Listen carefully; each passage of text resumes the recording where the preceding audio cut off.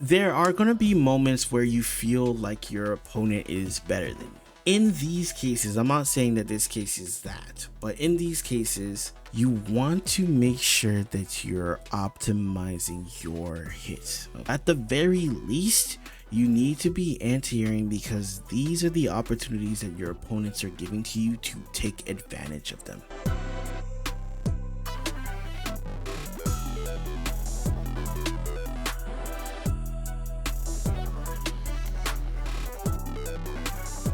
Alright, my lovely Cammy mains, we got another video for you. With that being said, let's see what goes on here. So already one of my concerns, okay, we gotta practice our dive kick inputs, okay? And then the second thing that I'm seeing is that if you find yourself in a situation that you may or may not find uncomfortable, we're booming off with the DIs, right? We want to make sure that in the attempt that we are incorrect, we do not panic and we go for DI immediately. Okay, we don't want to be doing that immediately, so we want to kind of cut that out. It was not a bad step viral arrow. Oh, okay. Thing number two that I have seen is that them anti-airs need to get a little bit cleaner. Okay, so even if you don't have your anti-air DPs on check right now, I want you using your back medium punch at the very least. Now once you use back medium punch, you're able to either dash and then immediately go for like possibly a left right, or you can just get the back medium punch, walk forward, and get like meaty type situation immediately as they drop, right? We don't want to be giving them opportunities to jump in on us. Okay, like I mentioned before, I was worried about it, and it would seem that it is true. Whoa, what was that? What are we pressing? Oh, we tried to do EX. No, we tried to do EX, which is fine. This is a little tidbit of information. Now, if our goal here is to try and wake up drive reversal, we should ideally be holding forward and drive impact from the moment you get knocked down, and then it'll come out by itself. But in this case, because you're holding down back DI, it tells me that your goal was to in fact try and clutch DI.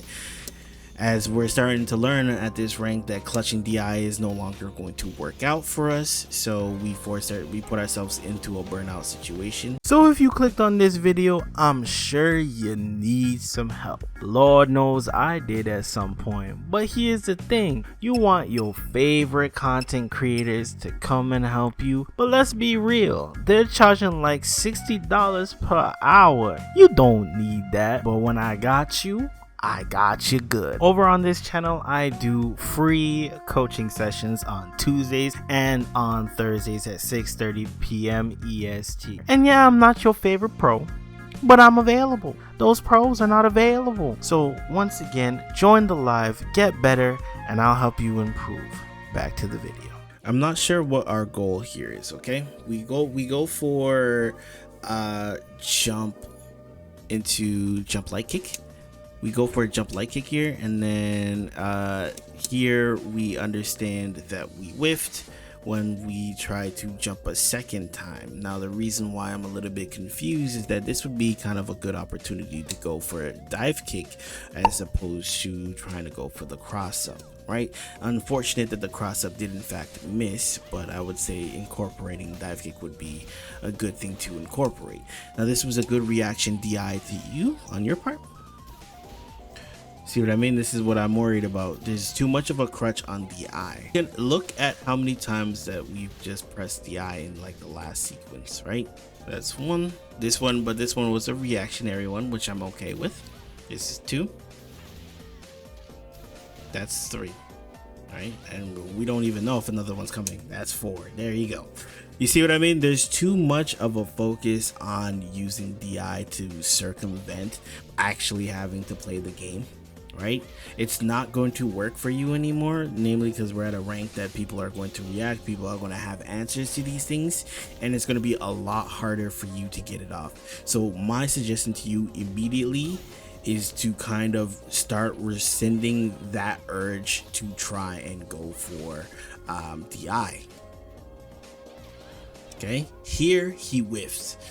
On these whiff type situations, we have to be really helpful because these are really good opportunities to either A, reposition ourselves to our advantage, or B, hurt them and hurt their drive gauge, right?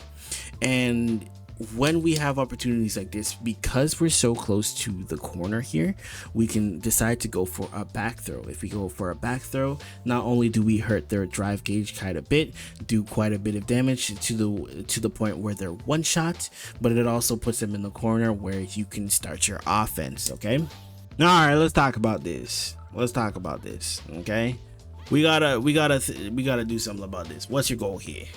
Okay, we're doing this, we're walking back and forth, we're spending mad counts just walking back and forth. Okay, after here we just walk back and forth. What is your goal here?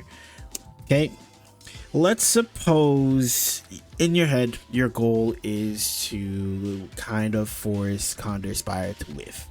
One, it is very hard to do it, because if she just like say double dashes, right, her dash don't go far, 1, 2, then once you're here, she does EX, she reaches you anyway, you have to guess. Okay, if that was your goal, it's not gonna work out. All right, instead you don't want to play at this range because you can't get to her comfortably, but she can get to you very easily, right? So ideally you want to be in her face and impressing her because she doesn't have very good defensive options, right? So ideally you don't want to be putting yourself in this situation. You want to be a little bit more aggro. Another thing that I noticed about your gameplay is that you're not using a crouching medium kick drive rush. Now the reason why crouching medium kick drive rush is important is because it's how you get your offense started, right? For instance, right, we just let a lot of things go here. For instance, this right here would be a very good instance to go for crouching medium kick drive rush, right? Even if they happen to block it, you do crouching medium kick drive rush, crouch jab, or stand jab, whichever one you want to choose, right? And then from there they have to guess on whether you're going to go for a throw, they're going to go for another button afterwards, and then they have to guess. Right, we're not using any of our drive gauge in order to make our opponent guess, and that's one of the issues why the match feels so up in the air. Now that we're in this next game, we know exactly what we're looking for, but with that being said, are we going to make the necessary adaptations or not? Well, that's one DI, so I'm guessing no. Okay, another instance in which we want to get those anti-airs in check, because you see, these are the things, right? There are going to be moments where you feel like your opponent is better than you, right? In these cases, I'm not saying that this case is that, but in these cases, right, you want to make sure that you're optimizing your hits, okay? Now, it doesn't have to be like the best thing in the world, but at the very least, you need to be anti-airing, because these are the opportunities that your opponents are giving to you to take advantage of them. Once we get better at that situation, I need you to clean up the rest of it, okay? But at the very least, we need to be anti-airing with back medium punch, okay? I'm not asking for anti-air DPs yet. I understand that is a very difficult skill, and I'm not gonna require that of you, but at the very least, we need to be taking advantage of when our opponent says, hey, I'm gonna give you an opportunity to pressure me in the corner. We need those, okay? Again, now let's talk about this situation here. I don't know what's going to happen next, okay? But the thing is, off of this situation here, while this is hitting your opponent, ideally, you need to be looking at what's available, okay? You'll get a little bit better at focusing on the opponent's drive gauge and super gauge and your own and that stuff. But the most important thing here is looking at your drive gauge, because by looking at your drive gauge, it tells you what you can and cannot do, right? Because sometimes you'll end up overcommitting. So what I've seen is that, say an opponent will get this knockdown right here and immediately go for drive rush, burn themselves out, and then now they're in a situation with 0 drive gauge and in burnout. We don't want to be putting ourselves in that situation, right? The other thing that I want us to get better at is when it comes to dive kicks, right? Right now our jumps are a little bit too too easy to take advantage of. So by incorporating a dive kick on certain situations, like for instance this situation here, while you're here, if you go for a jump dive kick, right, it would be a little bit easier for you to circumvent neutral as opposed to just trying to go for options like this one, right? And while it was safe, it is also, you also lose your turn and it forces you to guess after you've done that decision. So off of round start here, right, we go for spin. Now, while spin is not the worst of options, what I'd say you want to be very mindful of how often you're using it in round start, namely because once your opponent gets to a certain level and or caliber, they're going to be crouch jab checking those attempts if you make it too obvious. And once again, we have a very bad habit of when something whiffs, we hit the eye to kind of cover it, but we're gonna find ourselves hitting a very hard and strong wall. Brother, my brother, please, okay? DI is not the only button out there, please, okay? It's there, okay? I love it, you love it, we all love it, but please, okay, put the DI button down. It's not, you don't always have to press it, please. So one thing you want to note, right? You can't do neutral jump. Okay, you can't do back jump, you can't do neutral jump. You have to do forward jump, okay? We definitely have to change that because that is a fundamental thing. We gotta make sure that we're choosing the right options at the right points in time. Because otherwise, this was a good DI, right? Lily does have answers for this type of decision, but this was a good DI. If they're just gonna automatically autopilot from back heavy punch into medium or heavy stock or store, we can DI that. However, if they decide to go for a light store, which is the cancel, then they can react in time to punish you. So just keep that in mind. It's not a free one, okay? Yep, and you have to guess for your life. Well, you're pretty much dead if he just EX Condors at you. But he's dragging this match on a lot longer than it needs to go for some reason. And for some reason, you still have not died, but you decided to kill yourself. And he still didn't punish it. But with that being said, let's head over to the homework. Very simple stuff for this one. But it is also stuff that is very helpful.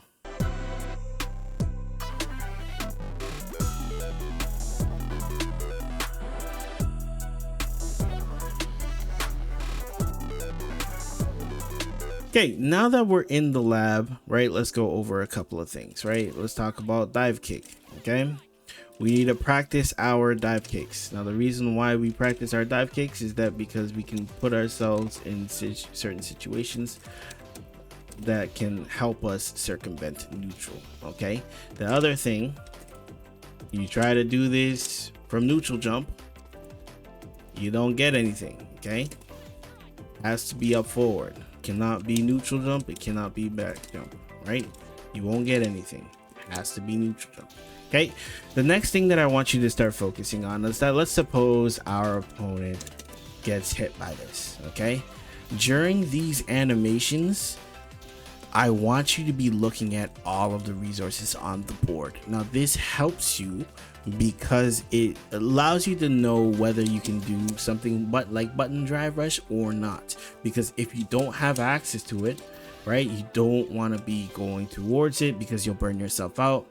Then when you burn yourself out, you're doing random forward jumps, back jumps, neutral jumps, a whole bunch of other random things in order to get out of it because you're uncomfortable.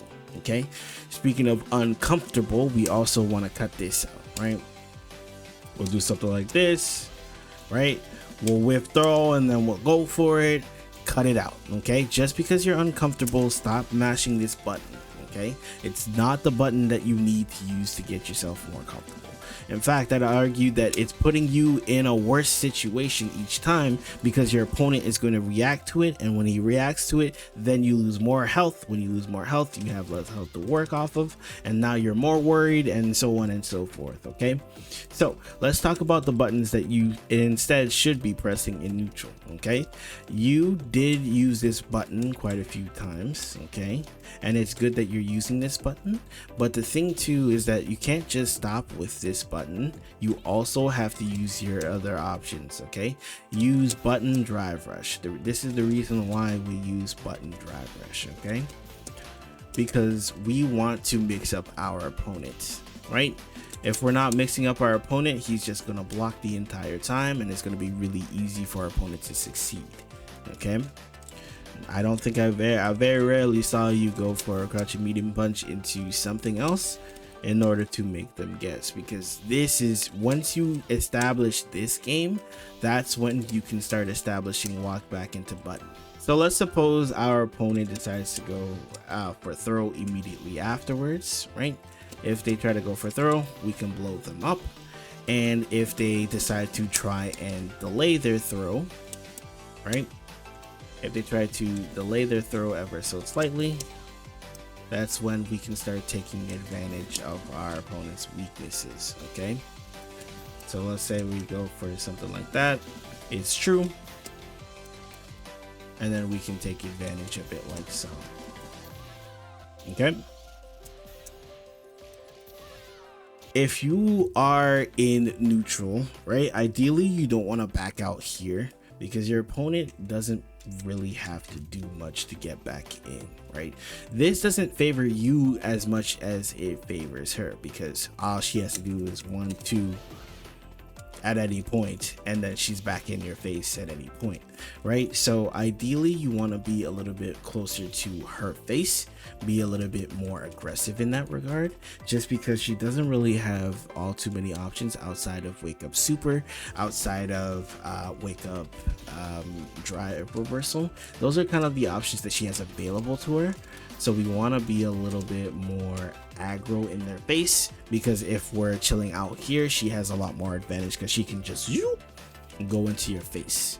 The other thing that I want to mention is that we don't want to be too afraid of command grab, because while command grab does do a lot of damage, if she notices that you're not mixing it up and you're just going for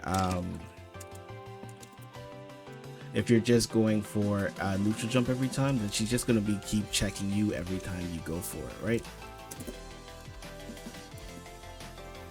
And then she's just going to keep going for pressure the entire time. It can be very daunting and annoying to deal with. All right, the last thing I want to go over is the fact that if she does something like this is the situation ideally that you want to try and DI, right? Because if she's incorrect, then you get the following combo afterwards, right? That is a situation where you want to use DI, right? But in the situations that you were using it in, you were unsuccessful, namely because you were kind of just throwing it out and then just going for it immediately. We whiff something and we just go for it instead of trying to clean up our inputs. Okay, now with that being said, I hope this helps you get a little bit better with Cammy.